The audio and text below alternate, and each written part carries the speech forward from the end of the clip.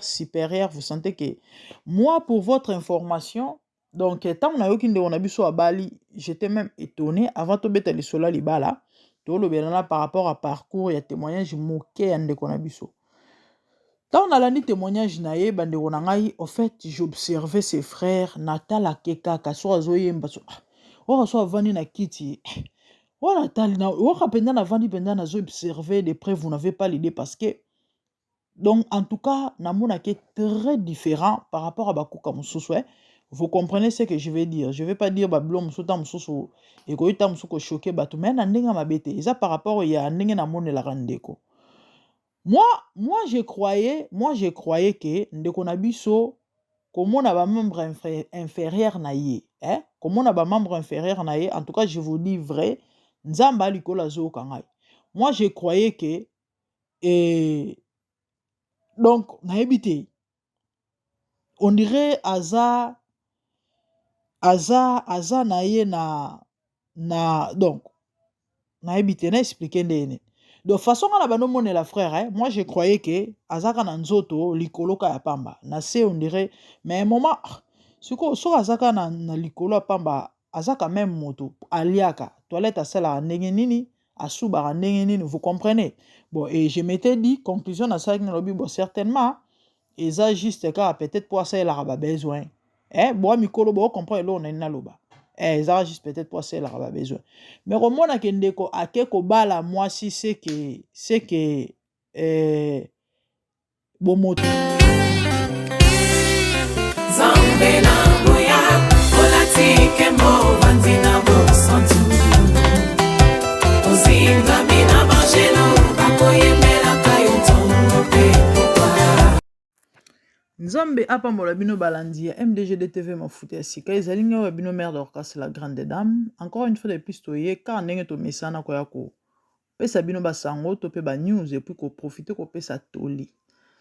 Et ndenge to bisa bino ke objectif ya chaîne Oyo c'est pour prodiguer des conseils. Pourquoi? Parce que simplement la Bible déclare que un trône est affermi par de nombreux conseils.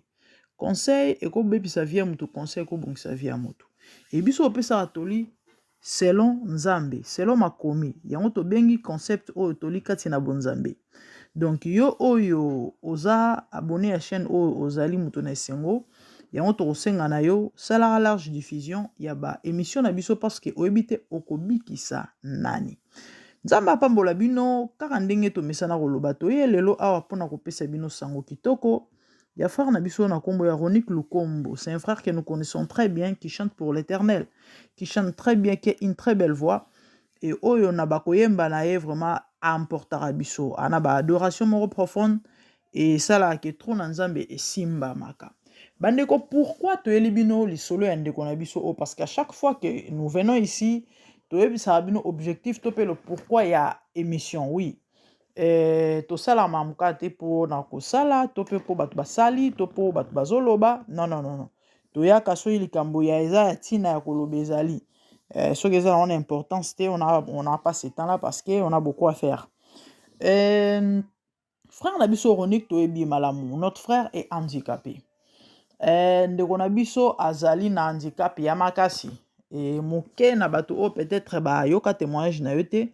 Et na komeka ko sala moi briefing ya témoignage na ndeko na biso Ronick était né ou encore il est abotama lokola mwana nyonso abotamaka normal grossesse normale 9 mois abotami et na bo bébé na ye abandaka kutu kotambola ou encore ko sala ba pas ya bo mwana ka ndenge ezala konguluma ko avancer très tôt selon ses parents.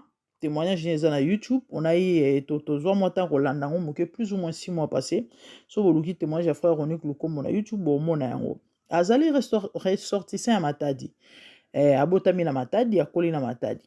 Ndeko na biso na âge ya bon apparemment azali même pas na un âge, je sais pas dans les 11 mois comme ça, bablo mois ndengo na 10 mois. Il y a bané déjà au bois makolo, tout ça, azali vraiment mwana moko nzunzu et un très beau bébé. Quand il est l'aîné de la famille. Qu'est-ce qui s'est passé? Papa n'a commerçant, papa n'a a voyagé à sa voyage à Kinshasa et na rozonga na et akonstataki ke mwana abandaki kopesa image moko bien te et neti mwa kobela neti mwa maladi mais abandaki on dirait koboite abandaki koboite on dirait azoka mwa pasi moko tout ça on dirait asalaki malaise mama alobi ke non bon asalaki mwa baka mwa bacaprice ya bafièvre babiloko bana basalaka tout ça et puis apparemment c'était soigné bameki komeka kosimba ye ntango papa azosimba ye na lokolo na nsima na kote neti ya bafese tout ça akonstataki ke mwana azokimisa lokolo do ezalaki neti bibon elo mwa bajare wana so na bosani te neti bibon moko neti esali ke malheureusement eye kosampire eye kosameliore do na lokolo azali soki problème na lokolo esali ke mwana et se dégrader, je sais pas, et compliqué situation, il s'est compliqué, moi na komi mwandenge, moi na komo teba, ndenge zala kaka, et komi omema na hôpital, zongi sa sala boye, kende boye mata kita, bambongo ebimi, bambongo esila même, et les frères batambusa tina bandako banganga, tina bandako banganga, bamema ndeko wana, à tel point que se retrouva ki na bamanianga parce que baza bamanianga se retrouver na bamanianga na mboka wana et mbongo même ozongi la matage ezaki sauté et baumela même kuna ils ont passé un temps là-bas pourquoi parce qu'il y avait plus de possibilité kapona ko soigner et bakomaki même ko na ba comment on baloba nini ka parents boboti mwana et puis après il commençait maintenant à juger Dieu quoi. Donc comme neti mwa ba condamnation koloba mabe mangala mabe nzamba zali na sengote et par une prophétie par un message je sais pas nanzela se ngunza na ebite une personne batoka ba mona ba yokaka la bisi ba vous devez vous repentir par rapport à ba propos to ba maloba bobimisa mabe parce que nzamba na sengote mais le Seigneur vous bénira quand même avec d'autres enfants tout ça et moi na ndeko na biso Ronique abanaika rolala alala kaka même qu'au vent des problèmes et il y a esengo topé ya malamu ezalaki ke bapara na ye babandaki toujours kolinga mwana bango surtout sa maman boyebi biso bamama nde tozalaka babandaki toujours kolinga mais sauf que l'enfant les avait cloués de comment neti punition moko boye donc parce qu'il faut ka komema ye toilette il faut donc ti azokola wana akomi kozwa baleki parce que ana baleki akomi kozwa baleki donc c'était compliqué en fait après quelques temps je sais pas j'avais 5 ans ou encore moi moke kopusana nde na kosunga wana kaka je sais pas bakena so bakine esali ke akomi kovanda et bato même bakoma conseiller bango koyebisa bango ke no mwana aza kisimbi mwana aza ndoki mwana aza mwana mai il faut kokende kobwaka ye et pourtant abotama bien bana mai babotamaka normal te bana mai batambolaka te bana mai en fait c'est vrai bazala bandenge ebele mais déjà kaka na bakobotama na bango déjà ya basigne ya mwa bien te ezalaka donc avant même kokisa 1 an et vous allez comprendre que moi bizarre mais par contre c'était pas le cas mais bobika bata mokili nde bazalaka aza ndoki il faut bokende kobwaka ye azokokanga bachance et aza mwana mai ekutu nde eza na kula kokufa na ye donc bamanda koyebisa mama tiela ye poison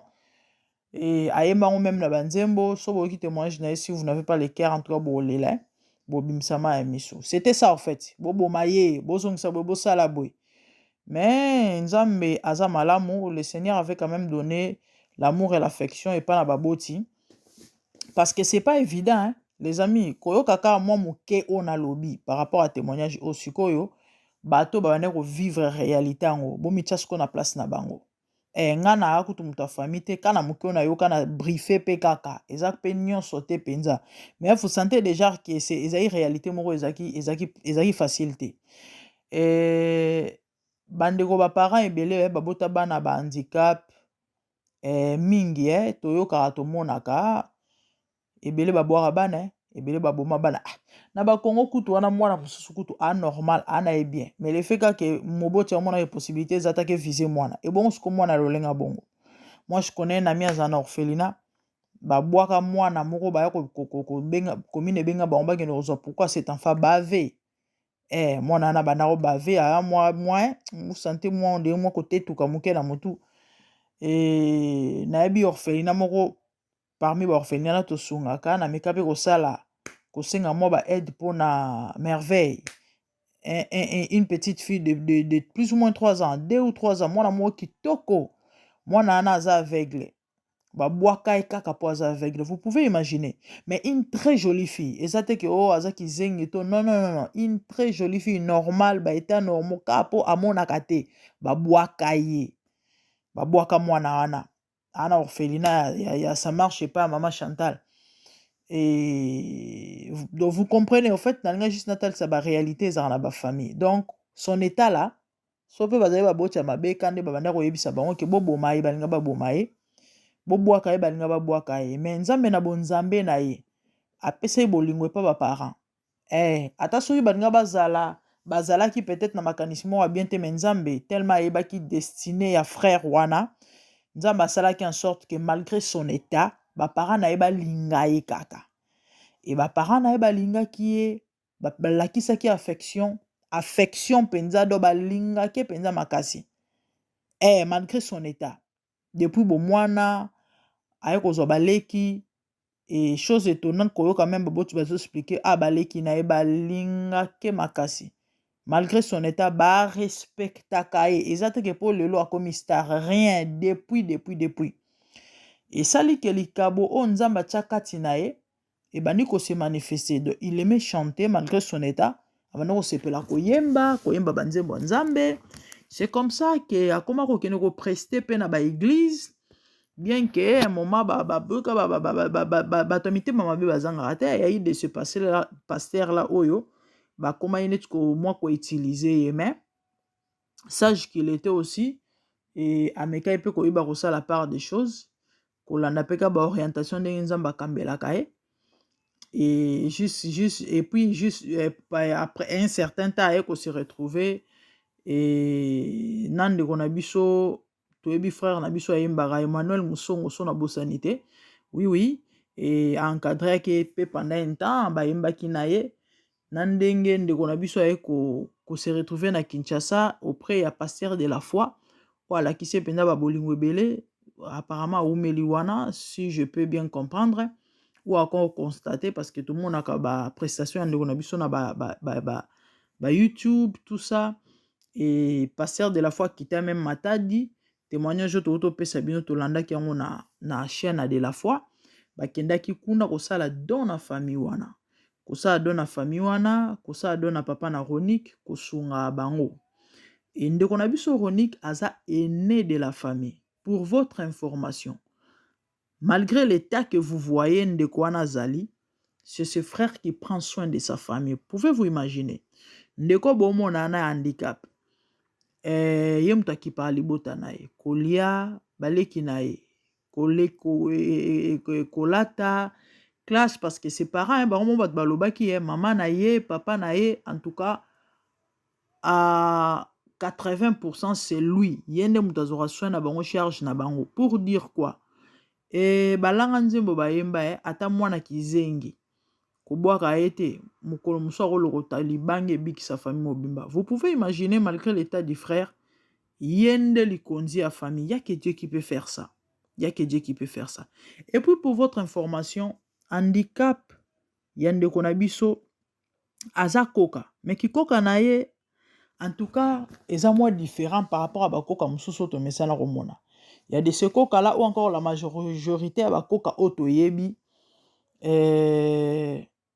bomona ke mutu aza na yebi même makoloka nde mutu esalaka te vous comprenez mais kotala ndeko na biso vous sentez que ye aza mwa ndenge ba membre inférieur supérieur vous sentez que moi pour votre information donc tant na yoki ndeko na biso abali j'étais même étonné avant to beta lisola libala to lobelana par rapport à parcours ya témoignage moke ya ndeko na biso.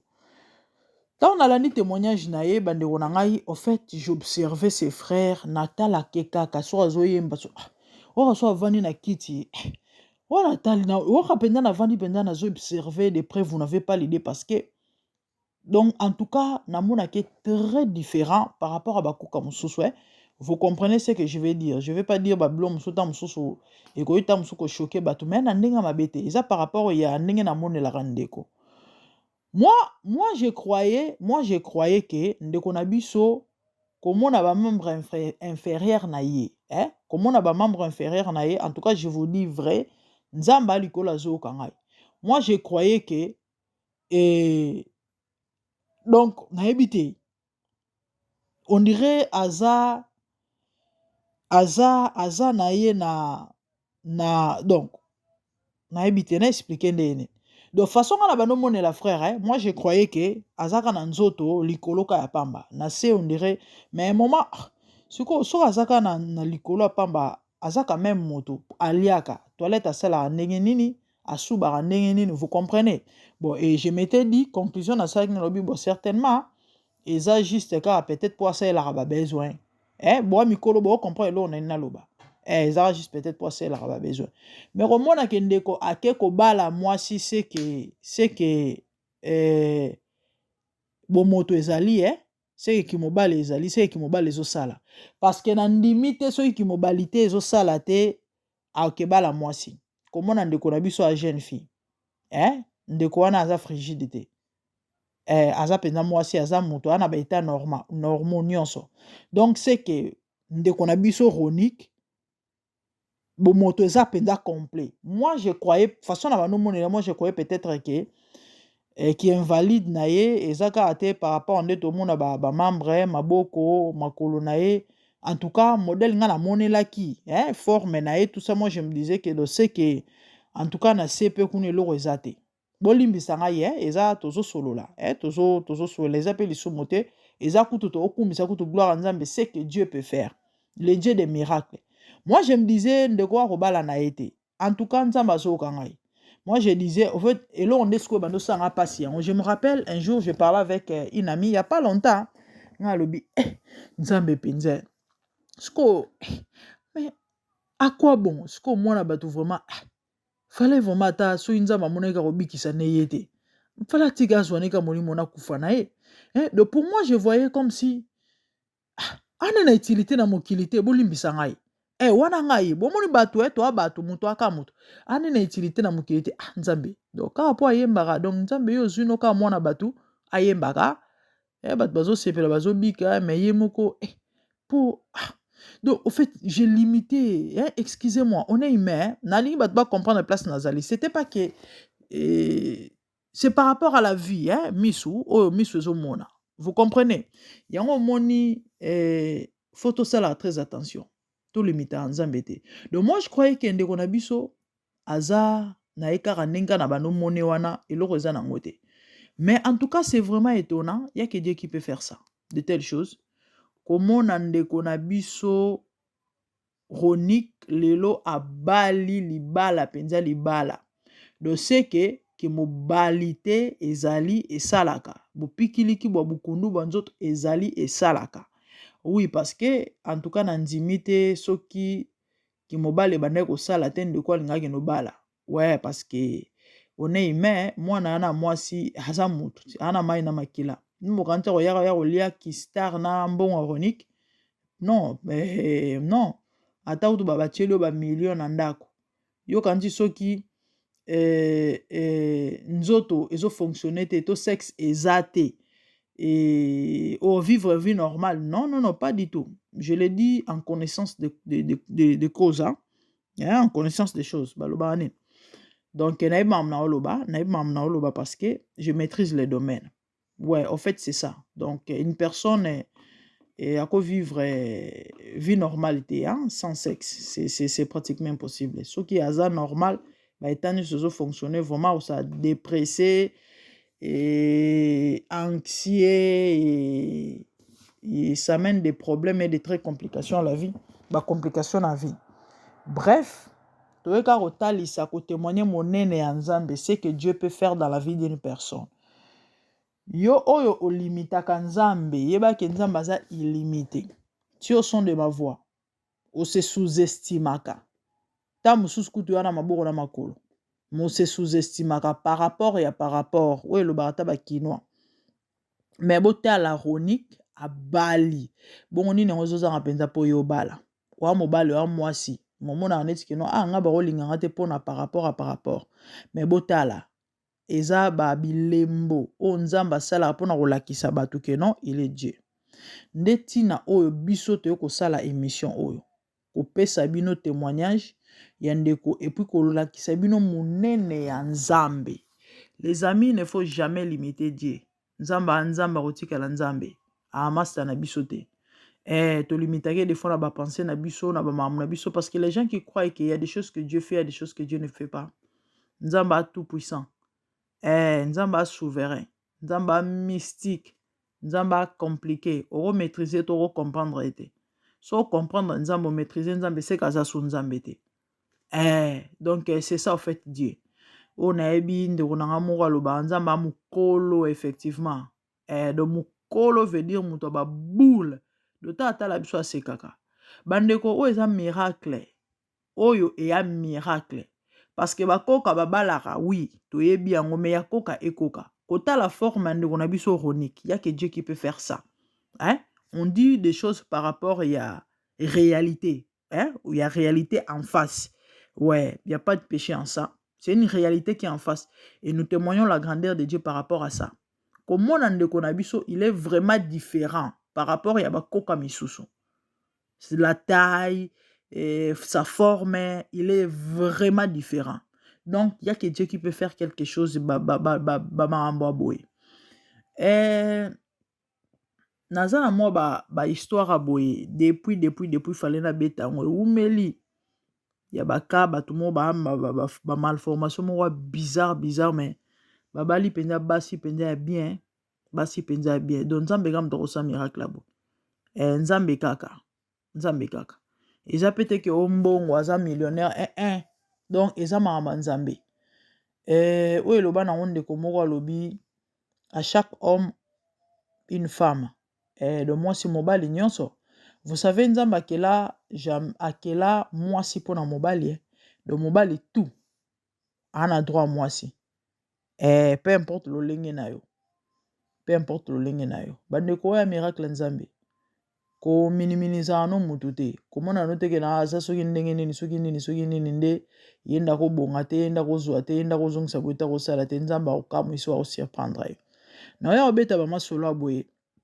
Je crois semaine au car na Hollande salandisango parce que o epesinga déjà motivation na salango pour na zena mo ba quelques histoires ba lolenga boy. Nzamba malamu bandeko soto koloba ko sa émission o to kopesa témoignage za rapoto lakisa monene na nzambe ce que Dieu peut faire dans la vie des gens. Comment on a biso état na physique, il y a que Dieu qui peut faire ça abali mwasi pe ma bête jeune fille et y a pas et y a ne lo moto to loba ke fille alandi intérêt mo côté. Parce que Ronique n'a pas l'argent.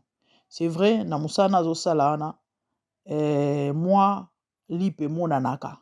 Ouais, mais to ebi biso mon biso nyosto ebi na mboka na biso façon mambo fonctionner laka. Ba misala ngo ya ba koyemba ngona suki ba kistar ngo futa na ngote. Vous comprenez? Donc cette fille là a l'indé intérêt moko wana te. Yaka ke no bolingo alingi ndeko. Ya neti frère Patricia Kala.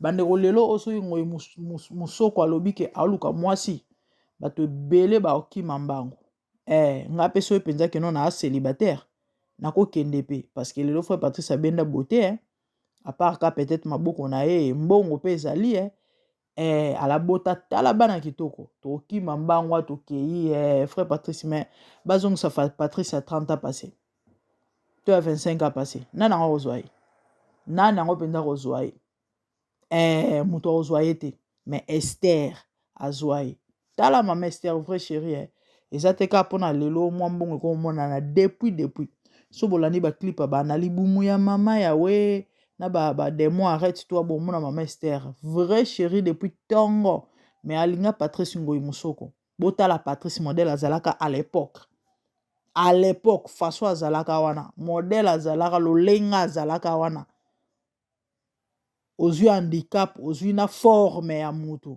mais y a que Dieu qui peut faire ça mais nzambe na bonzambe na ye apesi mwasi mo boye ya bien ya kitoko apesi atie bolingo kati na ye abi mobali ye wana e akepa lingi ye Non, nzamba mystique. Nzamba mystique. Yo muna mutu tina te, yo muna mutu eloko pamba me. Nzamba bongisi mutu mo wa olinga ye kana ndenga aza wana. Tala tu banga nzambe. Bande wona ngai to linga nzambe.